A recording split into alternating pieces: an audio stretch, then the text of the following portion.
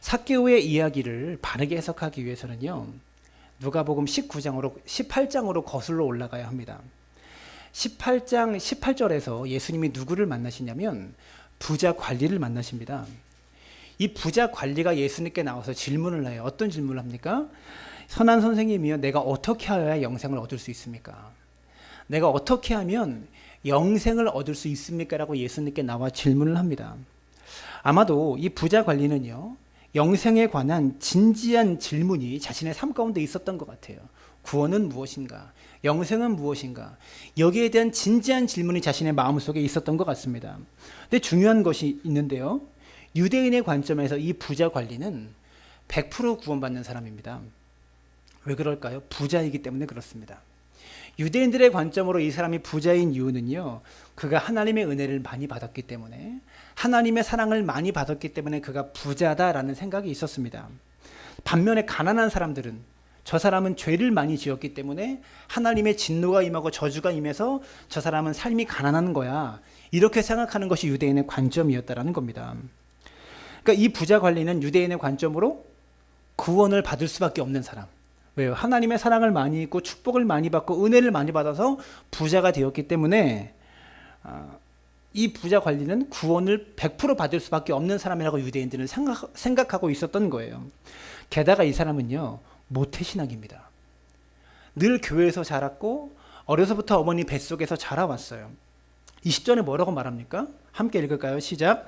내가 계명을 안 하니 간음하지 말라, 살인하지 말라, 도둑질하지 말라, 거짓 증언하지 말라, 내 부모를 공경하라 하였느니라. 여짜오되 이것은 내가 어려서부터 다 지키었나이다. 모태신앙으로 교회 안에서 살아오면서 어려서부터 모든 계명들은 다 지켜왔던 그런 사람이었다라는 것이죠. 그렇기 때문에 구원에 대해서는 자신이 있었던 사람이에요.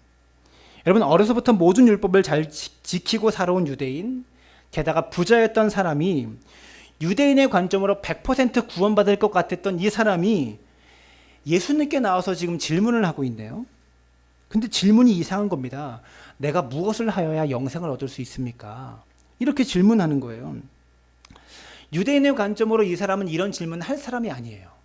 무조건 구원받는 사람이니까. 하나님의 은혜도 많이 받고 복도 많이 받아서 부자가 됐고 게다가 모든 율법을 철저하게 다 지켜왔던 그런 사람이기 때문에. 근데 당연히 구원받을 것 같은 이 사람이 내가 무엇을 해야 영생을 얻을 수 있냐고 지금 예수님께 질문하고 있는 거죠. 이 말은 무엇입니까? 어려서부터 율법을 믿고 예수님을 믿고 율법을 다 지키고 하나님의 은혜를 입어서 부자가 되었는데 자기 안에 여전히 구원에 관한 질문이 있다라는 겁니다. 그래서 예수님께서 이 사람의 말을 듣고 이렇게 대답하십니다. 22절입니다. 또 함께 읽을까요? 시작. 예수께서 이 말을 들으시고 이르시되 내게 아직도 한 가지 부족한 것이 있으니 내게 있는 것을 다 팔아 가난한 자들에게 나누어 주라. 그리하면 하늘에서 내게 보화가 있으리라. 그리고 와서 나를 따르라 하시니. 어렸을 때부터 모든 율법을 다 지키고 교회 안에서 신앙생활하면서 교회의 법은 다 지켜왔지만 너의 구원에 한 가지 부족한 게 있다. 그 부족한 것이 무엇입니까? 내게 있는 것을 다 팔아서 가난한 자들에게 나누어 주라. 그리고 나를 따라라. 예수님께서 지금 이렇게 말씀하시고 있네요. 그래서 중요한 게 있습니다. 내게 있는 것을 다 팔아 교회에 가져와라 말씀하지 않았어요? 누구에게 주래요? 가난한 자들에게 주래요. 여러분, 교회에 드린 헌금이 여러분의 구원의 조건이 될 수 없습니다. 절대로 헌금을 통해서 구원을 얻는 것은 아닙니다. 11조가 구원을 보장하지 않아요. 그럼 헌금은 뭡니까? 헌금은 공동체가 먹고 쓰기 위해서 하는 거예요. 11조를 통해서 뭔가 하나님을 시험해 보려고 하는 것이 아니라 복을 주나 안 주나 시험해 보려고 하는 것이 아니라 여러분, 교회에서 밥을 먹고 또 어디 놀러 가기도 하고 여러 가지 행사들을 진행하고 월세도 내야 되고 목사 사라비도 나가야 되죠. 그거 위해서 하라는 거예요. 이게 성경의 말씀입니다. 만약 그랬다면 예수님은 내게 있는 것을 다 팔아서 나에게 가져와라. 그게 구원의 조건이다라고 말씀하셨겠죠. 근데 여기서 이 부자에게 구원에 대해서 부족한 한 가지를 지적하시면서 내게 한 가지 부족한 것이 있으니 내게 있는 것을 팔아 가난한 자들에게 나누어 주어라 말씀하신 겁니다. 왜일까요? 이 부자의 구원에 한 가지 부족한 점이 가난한 자들에게 물질을 나누어 주지 않았기 때문일까요? 가난한 자들에게 물질을 나누어 줘야만 구원을 받을 수 있다라고 말씀하시는 걸까요? 그것이 아닙니다. 부자 관리에게 지금 질문하는 거예요. 본질적으로 내가 가진 물질이 너의 삶의 주인이냐, 아니면 예수 그리스도가 너의 삶의 주인이냐, 너는 무엇을 따라가는 인생이냐 묻고 계신 겁니다. 내가 물질을 버리라고 하면 너는 버릴 수 있느냐, 명예를 버리라고 하면 버릴 수 있느냐, 권세를 버리라 말하면 너는 버릴 수 있느냐, 이것을 질문하고 있다라는 것이죠. 여러분, 이 본문은요, 구원은 누가 받는 것인가, 우리의 삶의 주인이 과연 예수 그리스도이신가, 이것을 묻고 있는 겁니다. 근데 이 부자 관리는 예수님의 이 말을 듣고 어떻게 반응합니까? 23절입니다. 이 사람이 큰 부자이므로 이 말씀을 듣고 심히 근심하였더라. 마태복음 19장 22절에서는 그 청년은 재물이 많으므로 이 말씀을 듣고 근심하며 가니라. 마가복음 10장 22절은요, 그 사람은 재물이 많은 거로 이 말씀으로 인하여 슬픈 기색을 띠고 근심하며 가니라. 이 사람은요, 재물이 자신의 주인이었기 때문에 이걸 버릴 수 없었던 겁니다. 그래서 예수님 말씀하십니다. 24절과 25절에 예수께서 그를 보시고 이르시되 재물이 있는 자는 하나님의 나라에 들어가기가 얼마나 어려운지 낙타가 바늘귀로 들어가는 것이 부자가 하나님의 나라에 들어가는 것보다 쉬우니라.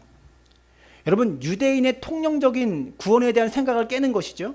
부자는 당연히 하나님의 은혜와 축복을 많이 받아 부자가 된 건데 이 부자가 하나님 나라에 들어가기 어렵다는 거예요. 낙타가 바늘귀로 들어가는 게 더 쉽다고 말씀하는 거예요.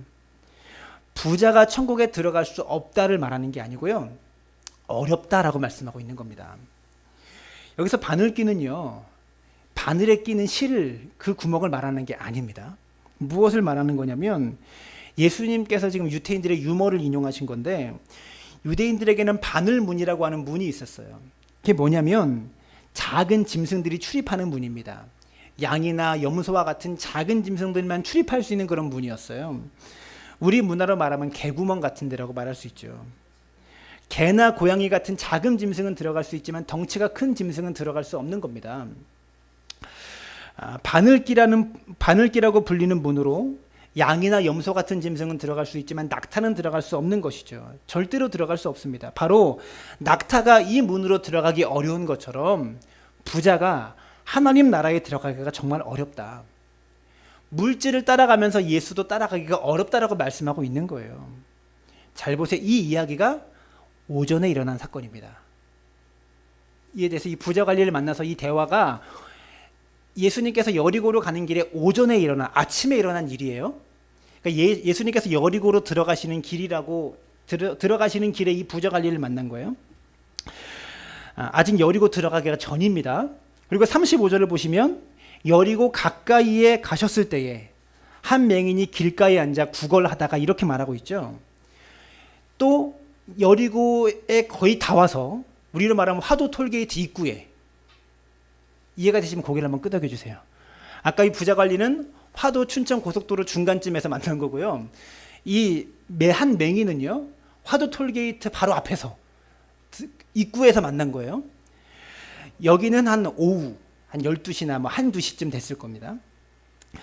마가복음 10장 46절은 그들이 여리고에 이르렀더니 이렇게 말합니다. 여리고성 입구에 일어난 일이라고 볼 수 있어요. 이 맹인은요, 마가복음에 보니까 이 사람의 이름을 말하고 있는데요, 바디메오라는 사람이라고 이름이 밝혀져 있어요. 그는 맹인이었고 게다가 거지였습니다.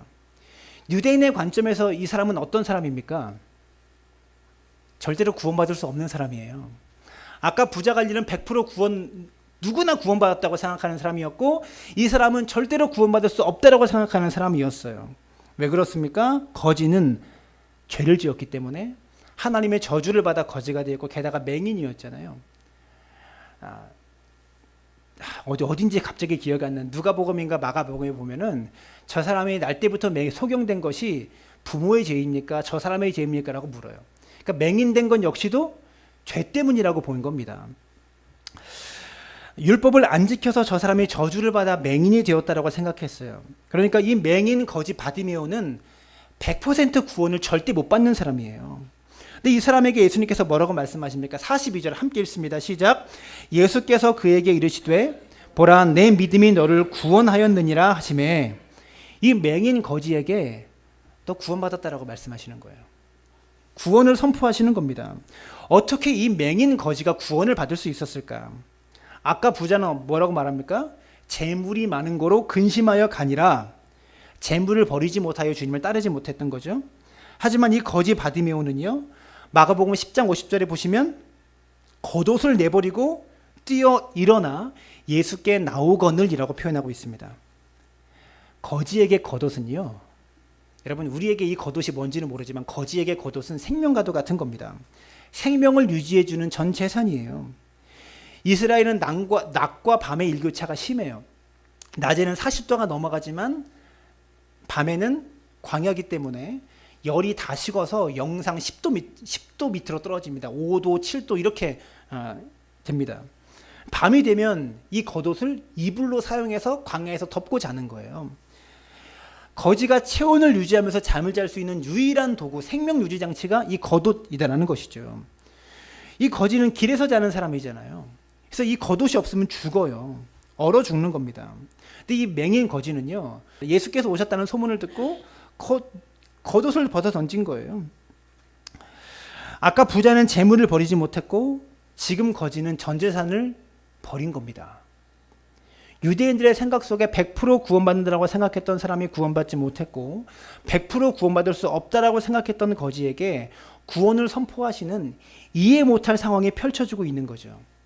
근데 100% 구원받는 부자 관리, 100% 구원받을 수 없는 거지, 그 다음에 삭개오가 등장하는 것은 이 이야기를 배치한 누가의 저작 의도가 있는 거예요. 이렇게 편집한 이 누가의 의도가 있는 겁니다. 그래서 이 누가의 저작 의도를 알아. 이렇게 부자 관리, 거지 바디메오, 그 다음에 삭개오, 이 이야기가 나온 것은 이 저자의 편집 의도가 있는 거죠. 그 의도를 알아야 이 말씀의 의미를, 삭개오의 이야기를 진정으로 깨달을 수 있는 겁니다. 그 의도가 무엇인지 함께 찾아가 보려고 합니다. 여러분 1절에서 뭐라고 이야기합니까? 1절에 예수께서 여리고로 들어가 지나가시더라. 아까 부자 관리 만났던 거 아침이라고 말했죠. 한 10시경이라고 생각합시다. 이 맹인 거지 바디메오 만난 것이 12시, 한두 시경이라고 생각해보면 화도 IC에서 이 사람 만나서 화도로 들어와서 삭개오를 이 화도 한가운데서 만났으니까 몇 시쯤 됐을까요? 한 3, 4시경 됐겠죠. 오후 3, 4시경에 여리고란 도시를 지금 지나가고 계시는 겁니다. 예수님께서 왜 여리고에 들어오셨을까? 예수님이 가시고자 하는 목적지가 있었습니다. 그게 바로 앞에 18장 31절에 나오는데 예수께서 12제자를 데리시고 이르시되 보라 우리가 예루살렘으로 올라가노니 선지자를 통하여 기록된 모든 것이 인자에게 응하리라. 어디로 간대요? 제자들을 이끌고 예루살렘으로 올라가고 계시대요. 왜일까요? 이제 예루살렘에 올라가서 십자가를 짊어지시기 위해서 가시는 겁니다. 19장 28절 이후부터는요, 예루살렘 입성하신 그 다음 이야기로 전개됩니다. 십자가 지시는 이야기로 19장 28절부터 전개돼요. 예루살렘에 가려면 반드시 거쳐야 되는 도시가 바로 여리고였습니다. 지리적으로 여리고는 예루살렘 바로 밑에 있는 도시였어요. 그러니까 우리가 서울 가려면 뭐 구리를 지나가야 되듯이 바로 밑에 있는 도시였다라는 것이죠. 근데 여리고는 지중해 해수면보다 300m 아래에 있었습니다. 지중해 그 해수면 바다를 기준으로 300m 아래에 있었어요. 근데 예루살렘은 이 지중해를 기준으로 800m 위에 있었어요. 그래서 여리고에서 예루살렘까지 가려면 몇 미터가 되는 산을 올라가야 되는 거예요? 1100m가 되는 산을 올라가야 되는 거예요. 여러분 천마산이 812m더라고요. 네이버 찾아보니까. 여러분 그 산 위에 도시가 있다고 생각해 보세요. 1100m가 되는 산 위에 도시가 있다고 생각해 보세요.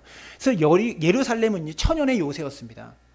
쉽게 정복할 수 없는 그런 요새였어요. 그래서 시편에 보면 이 예루살렘을 시온산이라고 표현하면서 산들이 막고 있기 때문에 우리는 걱정이 없다. 이것을 마치 하나님께서 지켜주시는 것처럼 그렇게 표현하고 있어요. 직선거리로 올라가면 27km였대요. 1100m가 되는 산인데 이 직선거리로 27km를 걸어야 올라간대요. 그러면 산이니까 굽이굽이 가겠죠. 보통 60km에서 50km는 걸어야 도착할 수 있는 도시가 예루살렘이었다라는 겁니다. 보통 사람의 걸음으로 6시간 정도 걸렸다고 해요.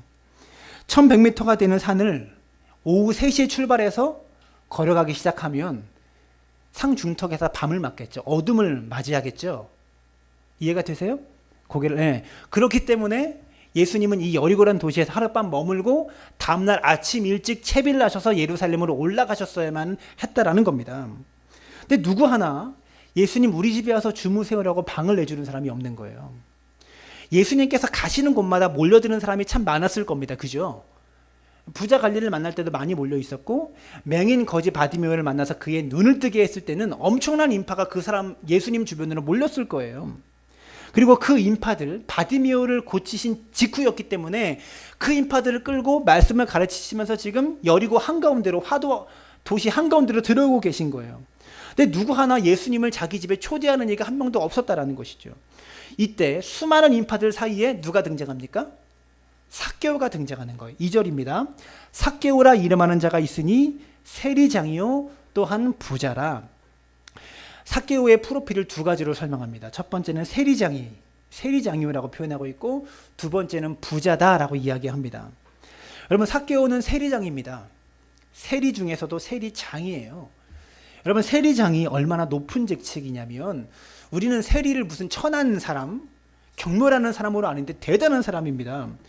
누구는 오늘날의 국세청장쯤 된다고 말하는데, 이런 국세청장이 공무원인데 월급 받아봐야 얼마 받겠어요? 국세청장으로는 비교도 안 되는 사람입니다. 이 세리장의 파워를 이해하려면 그 당시 로마 제국의 재정 구조를 알아야 되는데, 당시 로마는요, 식민지 국가에게 세금을 걷었겠죠. 이 세금을 어떻게 걷었냐면, 지금처럼 카드를 쓰는 그런 시대가 아니었기 때문에 사람들이 직접 세금을 거두러 가야 됐습니다. 예를 들면 뭐 누가 장사를 한다, 우리 황희배 성도님이 장사를 하면 사업장에 찾아가서 그냥 확인하는 거예요. 얼마 팔았는지. 그래서 이만큼 내라고 말하는 겁니다. 그 방법밖에 없었습니다. 근데 로마 제국의 로마 사람이, 지금 유대인들은 이스라엘은 식민지인데 직접 와가지고 세금을 걷어가면 로마 황제에 대한 반감이 더 크겠죠. 저 죽일 놈들, 나쁜 놈들 하겠죠. 그래서 어떻게 했냐? 유대인에게 맡긴 거예요. 유대인이 직접 가서 세금을 걷어다 바치도록 맡긴 거예요. 그래서 로마 제국이요, 이 화도라는 도시의 1년 세금이 5천억이다. 5천억 정도 나온다. 라고 하면 세리들에게 공개 입찰을 시킵니다. 그래서 5천억을 세리가 한꺼번에 내는 거예요. 그래서 나머지를 1년 동안 이 화도를 돌아다니면서 막 사람들한테 걷는 겁니다. 그게 로마가 징수하는 세금 징수 방식이었어요. 그래서 세리장은 어떤 사람입니까? 그 세리들 중에서도 제일 돈을 많이 낸 사람. 만약에 5천억이면 5천억이 다 있는 게 아니었을 거 아닙니까? 그래서 땅을 나눠서 여기서부터 여기까지는 한 200억, 여기는 몇백억, 그렇게 말하면서 제일 넓은 땅, 그리고 제일 돈을 많이 낸 사람, 그 사람이 세리장이 됐거나 아니면 로마 제국이 지정하는 사람이 세리장이 되었어요. 그러니까 삭개오는 보통 사람이 아닌 거예요. 사람들이, 그러니까 유대인들은 싫어하죠. 왜? 세금을 뜯어가니까. 당시 로마의 과세가 20% 정도 됐다고 하는데, 최소한 20%를 5천억을 냈으면 그 이상을 뜯어가야 되잖아요. 세리들은요 40% 정도를 뜯어갔대요. 그러니까 나만 하는 게 없는 거예요. 유대인들은 너무나 힘든 겁니다. 그래서 유대인들은 세리를 경멸했고 이방인 취급했다라는 겁니다. 그러니까 이 세리장은 엄청난 부자예요. 저와 여러분이 상상도 못할 정도의 부자입니다. 그리고 여리고는 대도시였습니다. 예루살렘 바로 옆에 붙어있는 도시였기 때문에 작은 도시가 아니었어요. 지방 소도시 정도가 아닙니다. 저기 뭐 가평군 뭐 이런 정도가 아니에요. 그 서울 바로 옆에 있는 성남의 세금이 굉장히 높다고 하잖아요. 세금이 굉장히 많이, 그 정도의 도시였을 거예요, 여리고는요. 그러니까 삭개오는 그냥 부자 정도가 아니라 갑부입니다. 아까 말한 부자 관리보다 훨씬 더 부자였던 것이죠. 근데 부자 앞에 뭐가 붙었어요? 또한이란 단어가 붙었습니다. 이 또한은 무엇일까요? 아까 오전에 만난 그 부자 관리처럼 이 삭개오 또한 부자라는 겁니다. 왜 오전에 만난 부자 관리와 이 삭개오를 비교하는 걸까? 아까 오전에 만난 부자는 100% 구원받는 부자지만 지금 이 삭개오는 100% 구원 못 받는 부자예요. 그렇죠? 이해가 되세요? 자국민의 돈을 뜯어가니까 이 사람은 절대 구원받을 수 없다고 생각했던 거예요. 로마 제국의 앞잡이요, 그렇기 때문에 매국노요, 유대인들이 경멸했던 그런 부자였다라는 것이죠. 그래서 삭개오는요 절대로 구원받을 수 없는 부자라고 생각했다라는 겁니다. 근데 누가는요 당시 유대인의 관점과는 다르게 부자 관리가 구원받지 못하고 이 삭개오가 구원받는 모습을 비교하면서 구원이란 무엇인가를 우리들에게 설명하려는 저작 의도가 있는 거예요. 누가의 의도가 있는 겁니다. 우리가 성경을 부자 관리 이야기 따로, 바디메오 이야기 따로, 삭개오 이야기 따로 듣다 보니까 그 속에 일어나는 어떤 바디메오의 기적에만 집중하지, 누가가 말하고 싶고 예수님께서 진짜 말하고 싶었던 구원은 무엇인가는 보지 못하고 놓치는 그런 어리석음이 우리 가운데 있다는 것이죠. 3절은 또 이렇게 말합니다. 함께 읽습니다. 시작. 그가 예수께서 어떠한 사람인가 하여 보고자 하되 키가 작고 사람이 많아 할 수 없어. 삭개오를 키가 작다고 말합니다. 그 당시 유대인의 관점으로 우리보다는 많이 못 먹었기 때문에 키가 작겠지만 한 160 정도 되면 그 당시는 큰 사람이었어요. 근데 유대인의 문화에서 키가 작은 사람은 150cm 이하입니다. 그러니까 삭개오는 엄청 키가 작은 사람이에요. 여자도 150 몇 되는 사람들이 있잖아요. 151, 2 키가 작으신 분. 근데 그 사람보다 더 작은 사람이에요. 150 이하, 140대에서 왔다 갔다 하는 그런 키였다라는 것이죠. 그래서 키가 작아서 많은 일판을 뚫고 예수님을 볼 수가 없는 겁니다. 근데 여기서 보고자 하되라는 단어가 중요한데요. 그냥 보고 싶은 게 아니에요. 어떤 거냐면 헬라어로 끊임없이 생각하고 되새김. 끊임없이 기억하면서 보고 싶은 거예요.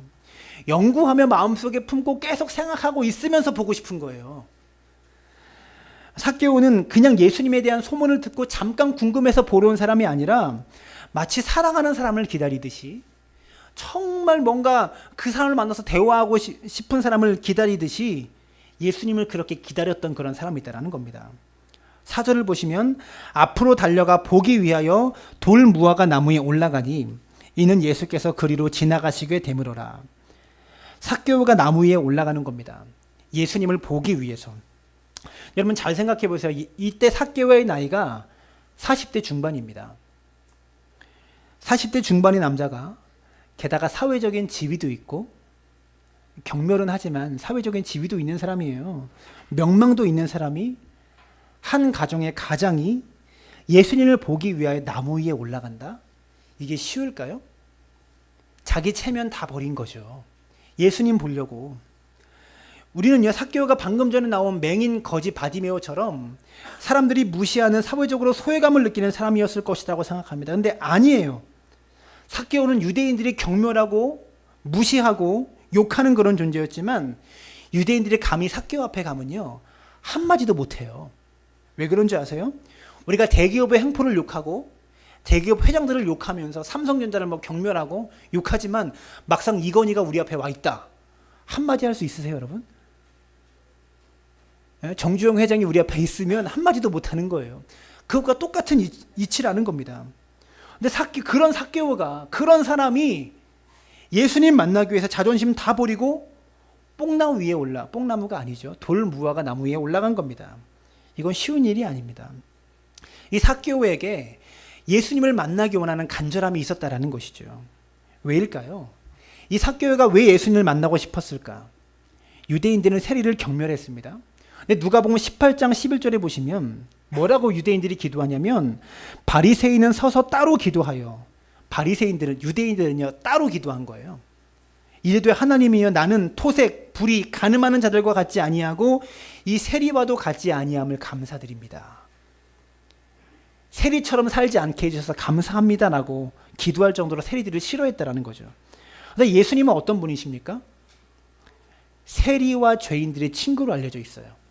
매국노들과 죄인들과 창기들의 친구로 알려져 있는 분이 예수님이었다라는 것이죠. 근데 누가복음 3장 12절을 보시면 세리들도 세례를 받고자 하여 와서 이르되 선생님이여 우리는 무엇을 하리이까 하매. 무슨 말입니까? 누가복음 3장에 보면 세리들에게 세례를 베푸시는 분이 예수님이셨어요. 또 누가복음 5장에 보면 그 후에 예수께서 나가사 레위라 하는 세리가 세건에 앉아 있는 것을 보시고 나를 따르라 하시니, 세리 마태, 세리였던 레위를 제자 삼으실 정도로 세리를 사랑하시는 분이라는 소문이 삭개오에게 들린 거예요. 그동안 유대인들은 세리를 경멸하고 능욕하고 가까이 하려고 하지 않았던 그런 존재였지만 예수님은 세리에게 세례를 베풀고 세리를 부르셔서 제자 삼으실 정도로 세리를 사랑하시는 분이라는 소문이 삭개오 귀에 들렸다라는 것이죠. 근데 그 소문으로만 듣던 예수님이 삭개오가 사는 동네로 오신 겁니다.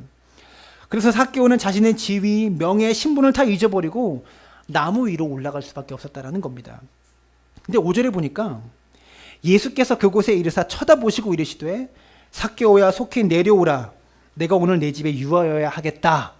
이렇게 말씀합니다. 쳐다보셨다라는 말은요, 그쪽을 향해 고개를 돌리셨다는 말입니다. 3절을 보니까 사람이 많아라고 말하는데 수많은 사람 중에서 삭개오를 쳐다보셨다는 것이죠. 근데 삭개오가 예수님 나 뽕나무가 아니죠. 돌무화과 나무 위에 올라갈게요 라고 이야기했습니까? 말한 적이 없어요. 근데 예수님은 삭개오를 쳐다보셨어요. 그쪽을 보셨다라는 겁니다. 왜 쳐다보셨을까요? 그 이유가 3절에 있습니다. 삭개오가 예수께서 어떠한 사람인가 하여 보고자 하되, 이 보고자 하되가 어떤 단어라고 했습니까? 끊임없이 생각하고 되뇌임, 끊임없이 깊이 새기고 연구함, 그 보고자 하되라는 단어예요. 그러니까 삭개오의 마음속에 있던 예수님을 만나고 싶은 간절함, 그 마음이 삭개오 안에 있었기에 주님이 그 삭개오의 마음을 아시고 쳐다보신 겁니다. 예레미야 29장 13절은 이렇게 말합니다. 너희가 전심으로 나를 찾고 찾으면 나를 만나리라. 우리가 전심으로 하나님을 찾는, 예수님을 찾는 삭개오의 마음이 우리 가운데 필요하다라는 거예요. 주님 보기 원합니다. 주님 만나고 싶은 불타는 심정과 가슴이 우리 속에 있어야지 주님이 우리를 주목하시고 쳐다보신다라는 겁니다. 궁금해서 한번 보고 싶은 호기심이 아니라 만나고 싶어서, 보고 싶어서 예수님 만나기 원하는 불타는 마음이 우리 가운데 필요하다라는 것이죠. 여러분, 삭개오는요, 세리들의 친구가 되시고 세리를 제자로 부르신다라는 예수님의 소식을 들을수록 더 갈급했을 겁니다. 더 예수님을 만나고 싶었을 겁니다.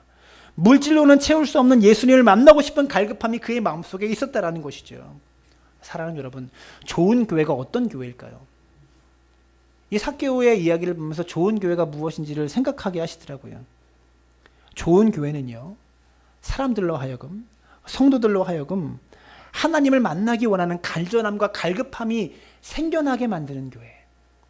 여러분 마음속에서 주님 만나기 원하는 갈급함이 불타오르는 교회, 예배에 대한 간절함, 은혜에 대한 사모함, 교회에 이것이 없이 다른 주변 것들로 교회가 채워진다면 그것이야말로 교회됨을 잃어버리는 것이 아닐까 생각하게 됩니다. 그러면서 예수님은 삭개오를 부르시는 겁니다. 5절에 보시면 예수께서 그곳에 이르사 쳐다보시고 이르시되 삭개오야 속히 내려오라. 내가 오늘 내 집에 유하여야 하겠다. 여러분 이 문장을 잘 보십시오. 삭개오 집의 집주인이 누굽니까? 삭개오죠. 그럼 누가 예수님을 초대해야 됩니까? 삭개오가 예수님 우리 집으로 오세요라고 초대해야 되는데, 근데 예수님이 삭개오를 초대하고 있는 거예요. 손님인 예수님이 삭개오를 초대하고 있습니다. 오히려 예수님께서 삭개오를 삭개오의 집으로 초대하고 있다는 겁니다. 집의 주인이 바뀌어버린 것이죠. 아까 부자 관리는 주인을 바꾸지 못해서 근심하며 돌아갔지만 집의 주인이 완전히 바뀌어버린 겁니다. 예수님 만나면 삶의 주인이 바뀌어버리게 된다는 것이죠. 내가 이끌어가던 내 삶이 예수님의 주인이 되셔서 예수님이 오히려 나의 삶에 명령하시기 시작합니다. 이게 구원받은 사람에게 나타나는 현상이에요. 예수님이 나에게 명령하시기 시작한다니까. 이 삭개오처럼 내가 오늘 내 집에 유하여야 하겠다. 어서 내려와. 주객이 바뀐 거예요. 근데 신기한 것은요, 그 명령 들으면요, 이상한 게 기쁘다는 겁니다. 주인이 바뀌었는데 오히려 나한테 명령하고 시키는데 그 명령을 들으면 기쁘다는 겁니다. 주객이 전도가 돼서 내 삶이 이끌려 가는데 하나님의 명령을 듣고 말씀을 들으면 기쁨이 있다는 것이죠. 사랑하는 여러분, 이 이상한 기쁨 받아 누리는 믿음의 사람 되시기 바랍니다. 주님이 여러분 삶의 주인 되면 이상하게 기뻐요. 끌려다니고 명령받으며 사는데도. 삭개오가 이 예수님의 명령에 순종합니다. 6절에 보니까 급히 내려와 즐거워하며 영접하거늘. 삭개오도 즐거웠던 겁니다. 그래서 나무에서 급히 내려와서 예수님을 영접합니다.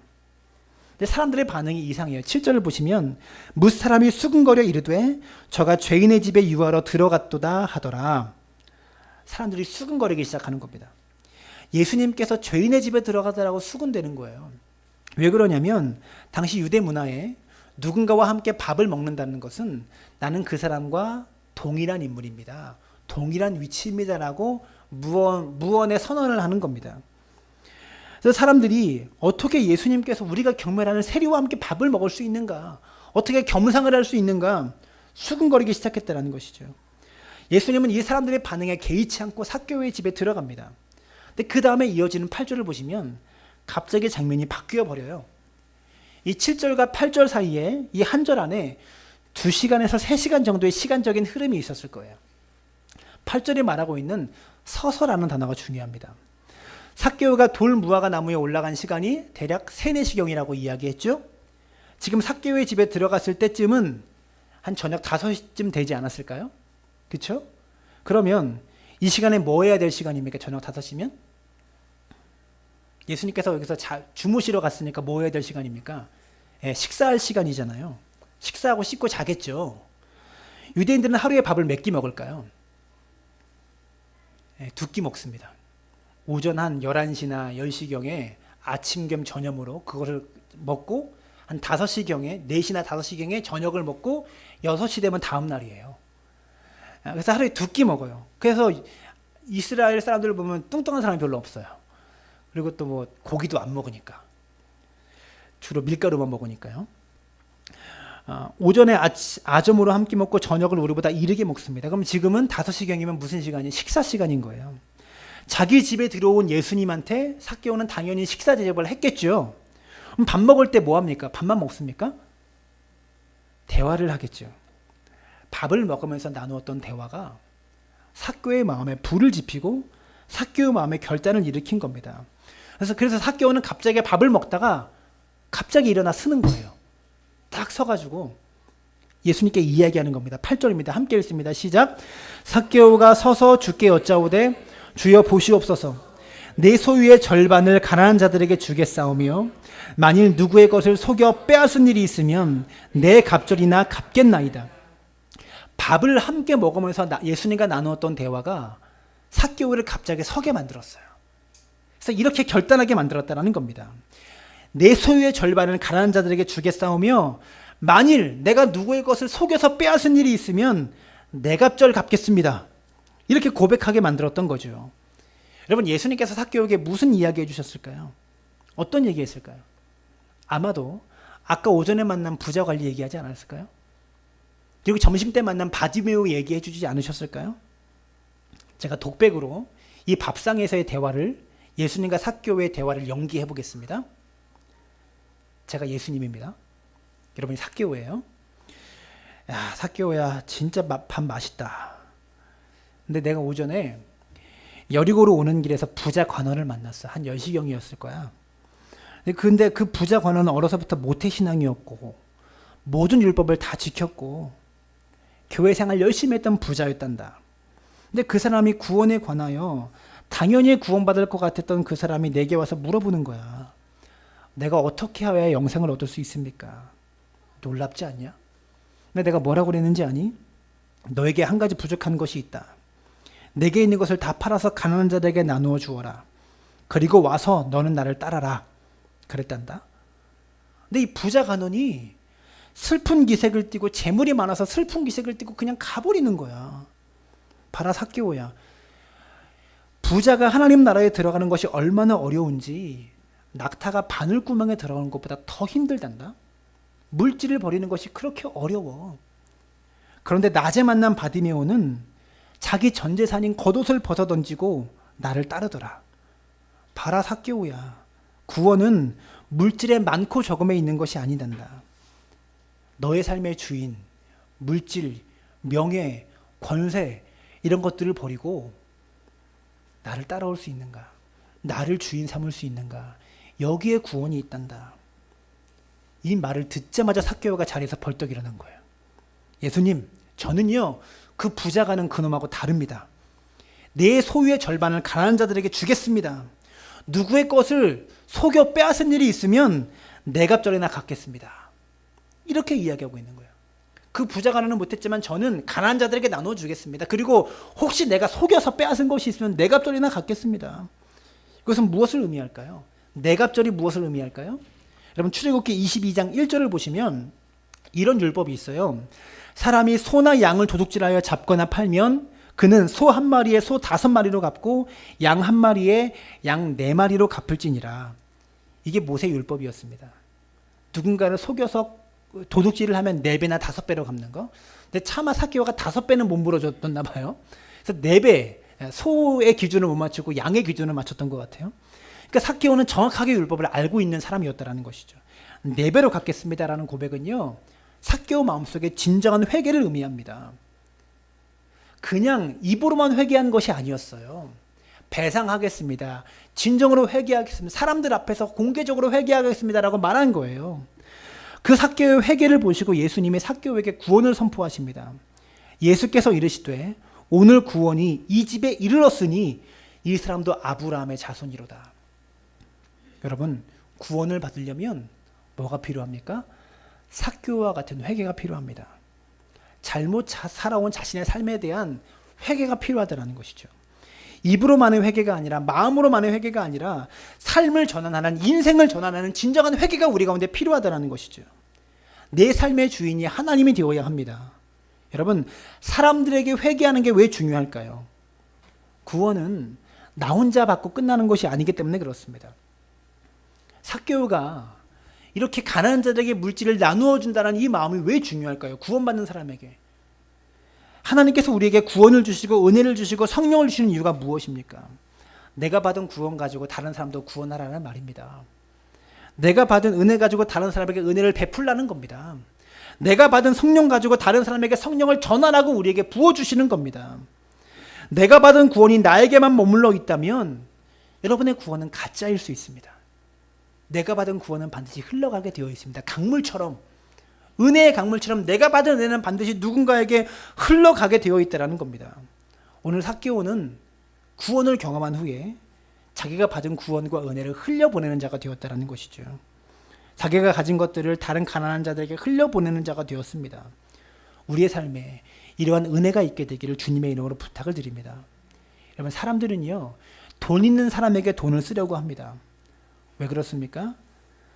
돈 있는 사람과 친구를 해야 더 많은 돈을 얻기 때문에 그렇죠.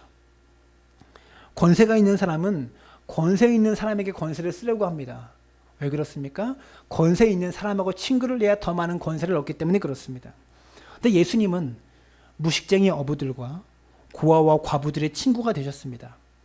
사람들이 예수님을 왕 삼으려고 할 때 예수님은 왕이 되기 위하여 돈 있는 자들, 권세 있는 자들과 친구하지 않으셨다라는 것이죠.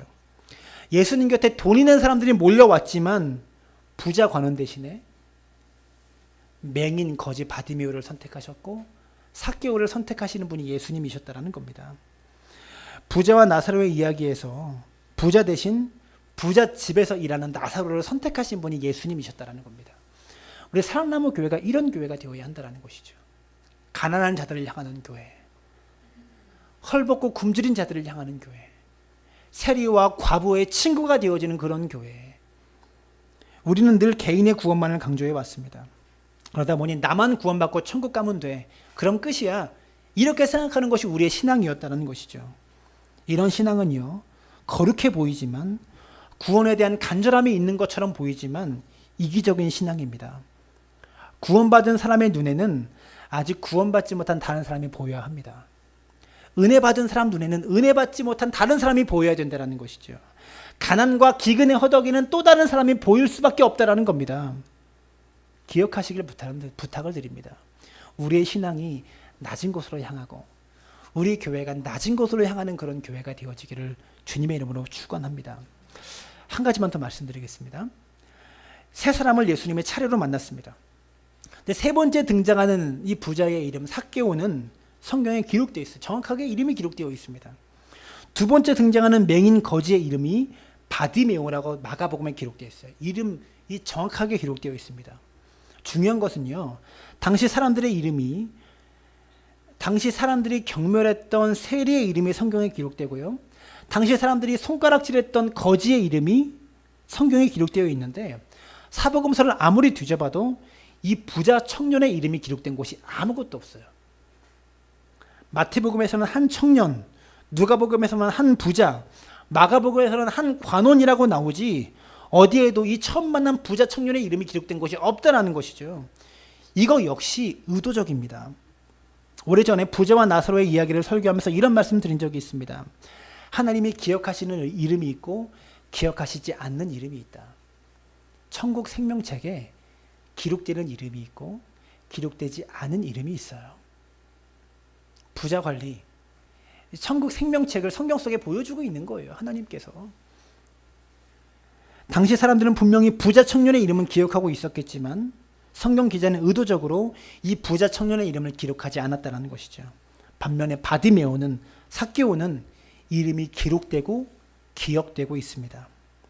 여러분, 주님을 주인으로 삼지 못해서 내가 주인 삼은 물질, 명예, 권세 버리고 주님 따라오지 않는 한 여러분에게 구원은 점점 멀어질 수 있다는 것 기억하시고, 여러분, 주객이 전도되는 기쁨, 내가 주인이 아니라 하나님이 나에게 주인 되셔서 그 명령 받고 그 사명 받고 미션 받아서 살아가는 인생, 여러분 그런 인생 되어지시기를 주님의 이름으로 축원합니다. 내 이름 아시죠? 함께 찬양할게요.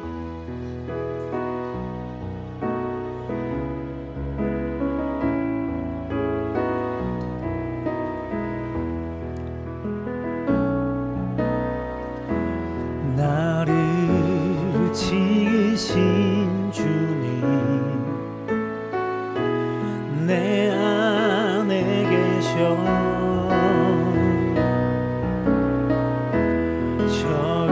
처음부터 내 삶은 그의 손에 있었죠. 내 이름 아시죠. 내 모든 생각도 내 흐르는 눈물 그가 닦아주셨죠. 우리 한 번 더 나를 지으신 주님, 나를 지으신 주님, 내 안에 계셔, 내 안에 계셔